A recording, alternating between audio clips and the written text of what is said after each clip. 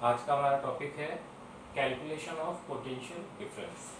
इससे पहले वाले वीडियो में हमने पढ़ा था कि कोई भी चार्ज पार्टिकल के सराउंडिंग में उसके इलेक्ट्रिक फील्ड के अंदर अगर हम कोई चार्ज पार्टिकल को लेके मूव करते हैं तो उस चार्ज पार्टिकल को एक लोकेशन से दूसरी लोकेशन पे ले जाने के लिए हमें उस पर कुछ वर्क करना पड़ता है, कुछ फोर्स लगाना पड़ता है, यानी हमें वहाँ पे कुछ एनर्जी खर्च करनी पड़ती है।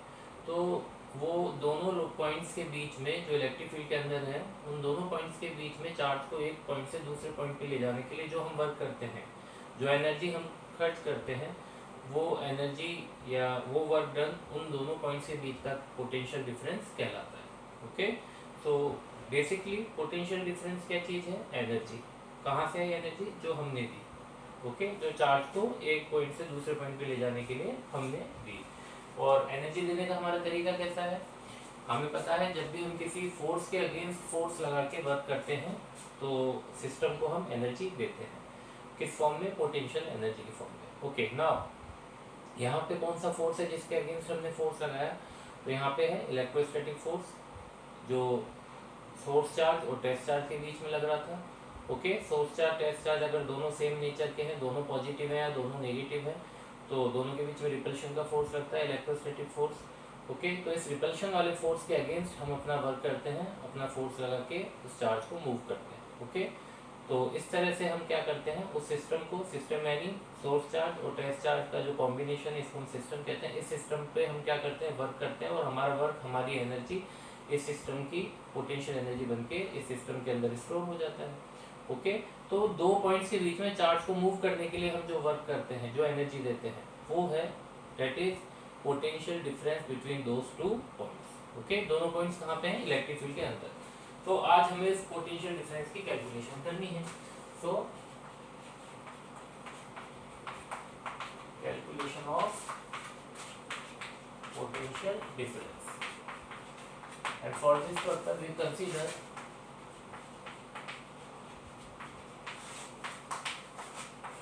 isolated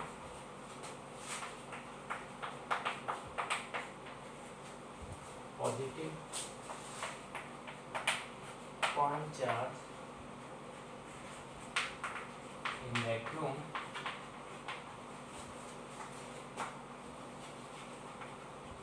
around which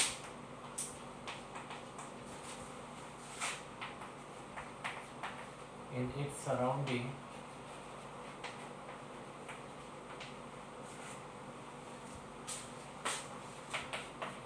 its electric field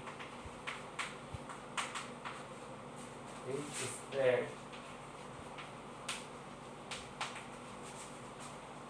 in all directions, और आइसोलेटेड इसलिए कहाँ तक होगा? Up to infinite. Okay, so now we choose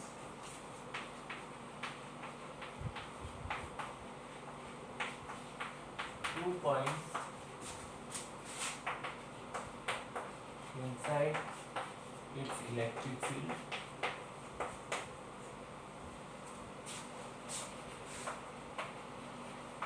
named as A and B at distances RA and RB respectively.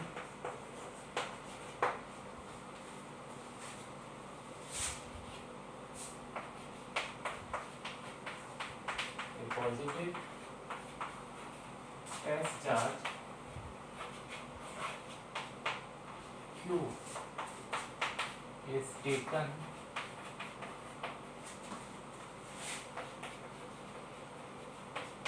from point A to B by an external agent, यानी external force का करते हैं। Okay, तो क्या है situation? देखिए, एक charge है Q चार्ज, इसको हमने सोर्स चार्ज बनाया, सोर्स चार्ज कहा, और ये कैसा है, आइसोलेटेड, यानी इसकी सराउंडिंग में कोई और दूसरा चार्ज नहीं होगा, कोई और तरह का चार्ज का कॉन्फ़िगरेशन नहीं है, ये अकेला ही है। और इस अगर ये पॉइंट चार्ज है तो इसके इलेक्ट्रिक फील्ड लाइंस कैसी होंगी, नॉन यूनिफॉर्म, रेडियली आउटवर्ड और आइसोलेटेड है, इसलिए इसकी जो रेंज होगी इलेक्ट्रिक फील्ड लाइंस की वो कहाँ तक होंगी, इनफाइनाइट तक, बीच में कहीं भी टर्न नहीं करेगी, क्योंकि बीच में कहीं भी टर्न करने के लिए एक नेगेटिव चार्ज का होना जरूरी है। ओके, इसके इलेक्ट्रिक फील्ड में हमने क्या करा, इसके ये इलेक्ट्रिक फील्ड की डायरेक्शन है। ओके, इस पॉइंट पे इलेक्ट्रिक फील्ड डायरेक्शन इस तरफ, इस पॉइंट पे इस तरफ, तो अलग अलग डायरेक्शन में इलेक्ट्रिक फील्ड डायरेक्शन भी कैसी है, अलग अलग। इसके इलेक्ट्रिक फील्ड के अंदर हमने दो पॉइंट्स लिए, दो लोकेशन ली, एक को नाम दिया ए और एक को नाम दिया बी। ए से एक टेस्ट चार्ज को लेके हम चलते हैं बी तक, तो ए से बी तक चार्ज को ले जाने में जो हम वर्क करेंगे, जो एनर्जी हम खर्च करेंगे, that will be known as potential difference between these two points. Okay, अब हम चार्ज को लेके चलते हैं, क्यू चार्ज को, टेस्ट चार्ज को, ये हमारा टेस्ट चार्ज है, इसको किस डायरेक्शन में ले जा रहे हैं हम, from A to B. Okay, now electric field की डायरेक्शन कैसी है, क्योंकि पॉजिटिव चार्ज है, सोर्स चार्ज हमारा कैसा है, पॉजिटिव चार्ज है, तो इलेक्ट्रिक फील्ड कैसा है इसका, आउटवर्ड, बाहर की डायरेक्शन में, रेडियली आउटवर्ड। ओके, नाउ जो इस चार्ज के ऊपर सोर्स चार्ज के कारण इलेक्ट्रोस्टैटिक फोर्स लगेगा रिपल्शन वाला, उसकी डायरेक्शन कैसी होगी, उसकी डायरेक्शन होगी, क्योंकि ये भी पॉजिटिव टेस्ट चार्ज है, तो इसके ऊपर जो फोर्स लगेगा वो किस डायरेक्शन में लगेगा, अलोंग द इलेक्ट्रिक फील्ड, यानी इलेक्ट्रोस्टैटिक फोर्स भी किस डायरेक्शन में है, बाहर की तरफ। ओके, अब इस फोर्स के अगेंस्ट हमें इसको अंदर लेके आना है, तभी तो वर्क डन होगा। ओके, तभी तो वर्क होगा, तो इस फोर्स के अगेंस्ट हम अपना वाला फोर्स लगाते हैं, एक्सटर्नल फोर्स। तो जो हमारा वाला फोर्स है, अप्लाइड एक्सटर्नल फोर्स, इसकी डायरेक्शन कैसी है, इलेक्ट्रोस्टैटिक फोर्स के अपोजिट, हमारे वाले फोर्स की डायरेक्शन हमारे चार्ज के मोशन की डायरेक्शन में। मान लेते हैं चार्ज का जो मोशन है वो ए से बी की तरफ है, तो किसी इंस्टेंट पे, किसी टाइम पे ये डिस्प्लेस होता है डी आर। ओके, ये चार्ज है जो ए से कितना दूर आ गया है, डी आर डिस्टेंस है, एक स्मॉल डिस्प्लेसमेंट है। ओके, अब देखिए ए जो है सोर्स चार्ज से कितनी दूरी पे है, ए पॉइंट की क्या डिस्टेंस है सोर्स चार्ज से, आर ए, बी पॉइंट की क्या डिस्टेंस है, आर बी। ओके, और किसी इंस्टेंट पे हमने देखा कि ये चार्ज जो हमारा एक डी आर डिस्प्लेसमेंट होने के बाद एक नई लोकेशन पे है, तो इसकी डिस्टेंस कितनी है, आर, सोर्स चार्ज से। ओके, तो आर क्या है, चार्ज की डिस्टेंस, और आर ए और आर बी क्या है, position of A point and B point with respect to source charge. और हमारा सोर्स चार्ज कैसा रखा हमने, रेस्ट में। तो मूव करने का काम केवल किसका है, मोशन में केवल किसको ला रहे हैं हम, test charge. Okay, so now ये सारी सिचुएशन है, हमने बता दिया।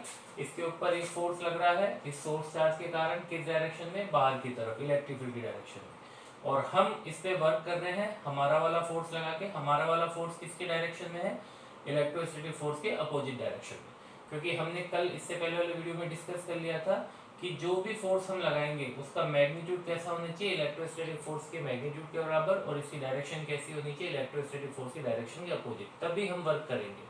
ओके, और ये जो चार्ज को हम डिस्प्लेस कर रहे हैं, ये कैसा डिस्प्लेसमेंट है, this is displacement without any acceleration. Okay, यहाँ पे इसकी काइनेटिक एनर्जी में कोई भी चेंज नहीं आएगा, एक्सीलरेशन डेवलप नहीं होगा। ओके, तो इसलिए हमने हमारे फोर्स का मैग्नीट्यूड हर बार कैसा रखा है, इलेक्ट्रोस्टैटिक फोर्स के मैग्नीट्यूड के बराबर थ्रू आउट द डिस्प्लेसमेंट, पूरे डिस्प्लेसमेंट के अंदर। ओके, ए से बी तक की। नाउ अब हम इसकी कैलकुलेशन करते हैं। देखिए हमने पढ़ा है कि जो वर्क डन है वही क्या होता है, पोटेंशियल डिफरेंस, और उसका जो फॉर्मूला है वो ये है, V B minus V A. Okay, work done on the charge q while taking from point A to B, A से B तक जाने के लिए जो वर्क डन है वो ये है। B क्या है यहाँ पे, this is final potential. A क्या है, इनिशियल पोटेंशियल। ओके, तो ये हमने कल फॉर्मूला पढ़ा था। अब हमें फाइंड आउट करना है ये जो पोटेंशियल डिफरेंस है ये किसके इक्वल है, वर्क डन के। तो ये वर्क डन कितना है, यहाँ पे कितना वर्क हमें करना पड़ता है इलेक्ट्रिक फील्ड के अंदर एक पॉइंट से दूसरे पॉइंट तक चार्ज को ले जाने में हमें कितना वर्क करना पड़ता है, वही वर्क तो क्या है, potential difference. Okay, so for this purpose work done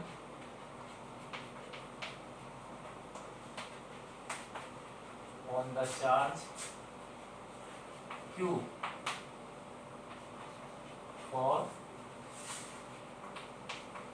displacement dr, और ये dr डिस्प्लेसमेंट कैसा है, along AP। ओके, तो छोटे से डिस्प्लेसमेंट के लिए वर्क डन भी कैसा होगा, छोटा सा dw। ओके, किसके थ्रू कर रहे हैं डिस्प्लेसमेंट, एक्सटर्नल फोर्स लगा के, this is external force dot TR. Okay, ये वेक्टर फॉर्म में लिख दिया। यहाँ पे ध्यान रखिए ये कौन सा फोर्स है, अप्लाइड एक्सटर्नल फोर्स। ओके, इसकी डायरेक्शन कैसी है, अलोंग या अपोजिट टू इलेक्ट्रिक फील्ड। और इलेक्ट्रोस्टैटिक फोर्स की डायरेक्शन कैसी है, ये है हमारा इलेक्ट्रोस्टैटिक फोर्स, इसकी डायरेक्शन कैसी है, along electric field. Okay, now this is our first equation. या इसको हम अगर चाहें तो एक्सटेंड करके लिख सकते हैं स्केलर फॉर्म में, external force dr cos theta. Okay, now हमें पता है जो एक्सटर्नल फोर्स है वो किसके इक्वल और अपोजिट है, इलेक्ट्रोस्टैटिक फोर्स के अपोजिट। देखिए मैग्नीट्यूड में इक्वल है और डायरेक्शन में अपोजिट है, इसलिए नेगेटिव साइन क्या शो कर रहा है कि दोनों फोर्सेस की डायरेक्शन कैसी है, अपोजिट। और इक्वल साइन क्या शो कर रहा है, दोनों का मैग्नीट्यूड कैसा है, सेम। तो ध्यान रखिए इक्वल साइन किसके लिए है, दोनों फोर्सेस के मैग्नीट्यूड इक्वल है। नेगेटिव साइन किसके लिए है, दोनों फोर्सेस अपोजिट डायरेक्शन में काम करते हैं। ओके, तो अगर हम इसका मैग्नीट्यूड लिखना चाहें तो हम लिख सकते हैं F external is equal to F electrical, दोनों का मैग्नीट्यूड कैसा है, सेम। तो ये कैसे फोर्सेस हैं, इक्वल एंड अपोजिट। तो ध्यान रखिए equal word is used for magnitude, opposite word is being used for direction. Now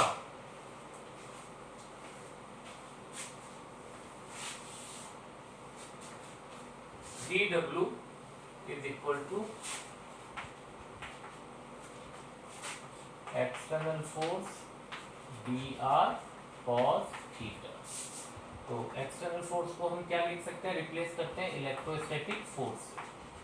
और हम ऐसा क्यों कर रहे हैं, क्योंकि हमें मालूम है कि हम जो यहाँ वर्क कर रहे हैं, ये बात सही है कि वर्क के लिए हम एक्सटर्नल फोर्स लगा रहे हैं, लेकिन हमारा जो एक्सटर्नल फोर्स है वो कितना है, वो इलेक्ट्रोस्टैटिक फोर्स के बराबर है।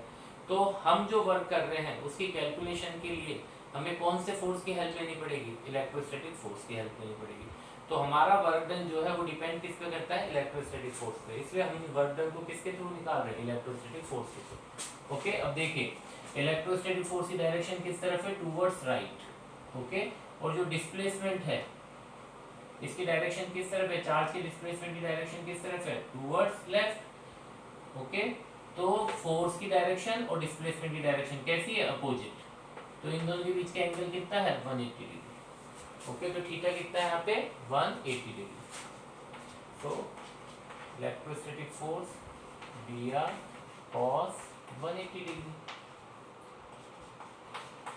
फोर्स dr cos 180 कितना होता है, -1, so we can write -FE dr।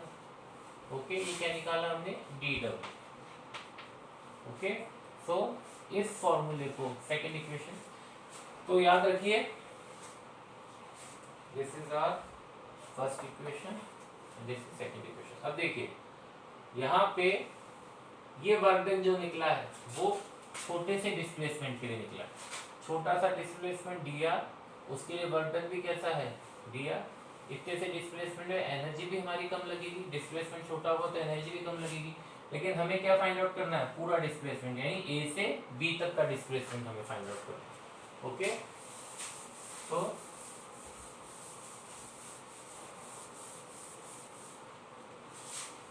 For displacement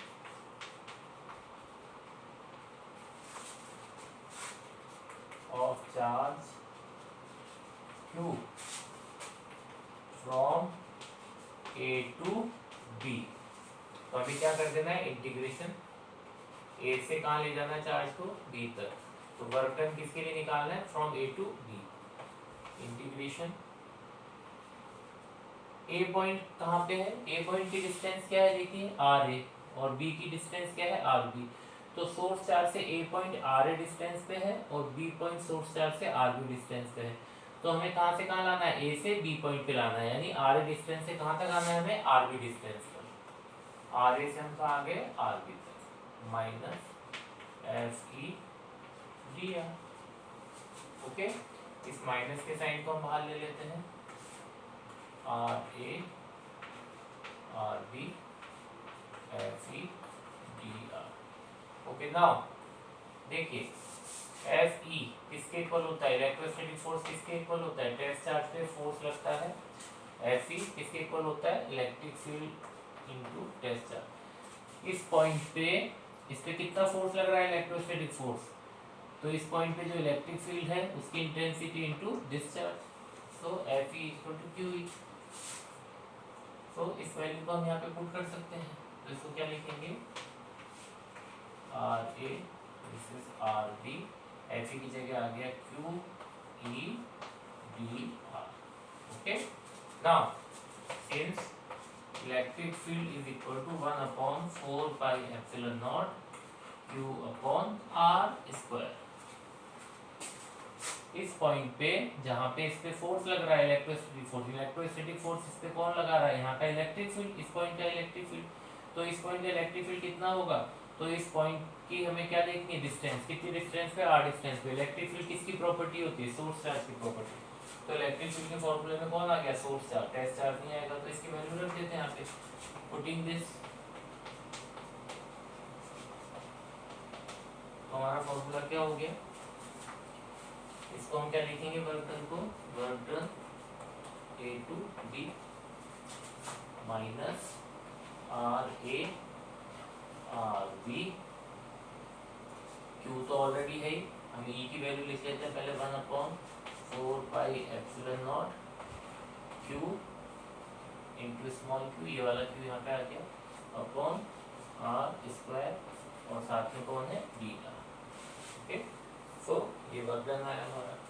अब इसको और आगे कैलकुलेट करते हैं।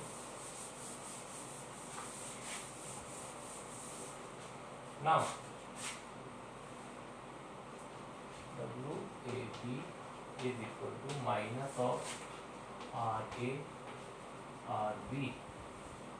तो इसमें इंटीग्रेशन के अंदर जो जो भी कांस्टेंट क्वांटिटीज है उनको हम बाहर ले लेंगे, क्योंकि कांस्टेंट क्वांटिटी इंटीग्रेशन में पार्टिसिपेट नहीं करेगी। तो 1/4 पाई एप्सिलॉन नॉट कांस्टेंट है, एक नंबर है, ये बाहर आ जाएगा। सोर्स चार्ज का मैग्नीट्यूड हमने कांस्टेंट रखा है, बाहर आ गया। टेस्ट चार्ज जो हम लेके आए उसका मैग्नीट्यूड कांस्टेंट, ये भी बाहर आ गया। वेरिएबल कौन है, केवल r, क्योंकि जैसे जैसे q चार्ज आगे जा रहा है ये r चेंज हो रहा है, सो दिस इज ओनली वेरिएबल। तो बाकी सारी क्वांटिटीज क्या हो जाएंगी, बाहर आ जाएंगी। 1/4 pi epsilon naught Q into Q, और इंटीग्रेशन में रह गया RA से RB 1/r स्क्वायर dr। तो इसका हम क्या कर देंगे, अब integration, minus 1/4 pi epsilon naught Q, इसको लिखेंगे r⁻², RA से RB dr। तो दिस विल बी